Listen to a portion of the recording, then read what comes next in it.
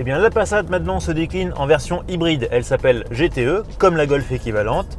C'est une hybride rechargeable, elle associe un moteur 1,4 litre TSI de 156 chevaux à un moteur électrique de 115 chevaux. Au total on a donc 218 chevaux et 400 Nm de couple. Le tout est alimenté par une batterie qui se recharge en 2h30 à 4h suivant la prise. Et avec une charge complète, on peut rouler, on va dire, entre 35 et 40 km sans problème.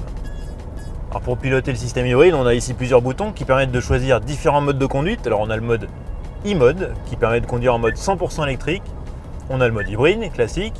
Et on a aussi le mode GTE qui lui mise plutôt sur la performance. À ce moment-là, le moteur thermique et le moteur électrique fonctionnent de concert pour avoir les meilleures performances possibles. À conduire, cette Passat GTE, c'est surtout une vraie Passat, à savoir qu'elle est confortable, silencieuse, avec un bon comportement routier.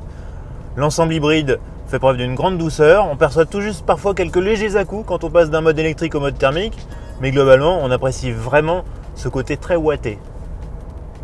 La bonne nouvelle, c'est qu'une fois qu'on a épuisé les batteries, qu'on a donc effectué 35 à 40 km en mode 100% électrique, c'est pas pour autant que la Passat elle se met à consommer de façon disproportionnée. Là, en roulant aux limitations de vitesse et en douceur, on arrive sans problème à descendre sous les 7 litres au 100.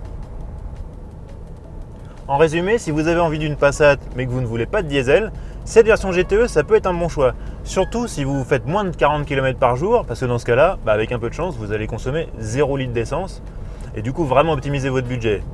Sachant que malgré tout, c'est une voiture qui peut faire 1100 km avec un plein et une charge de batterie complète, donc vraiment une voiture polyvalente par excellence.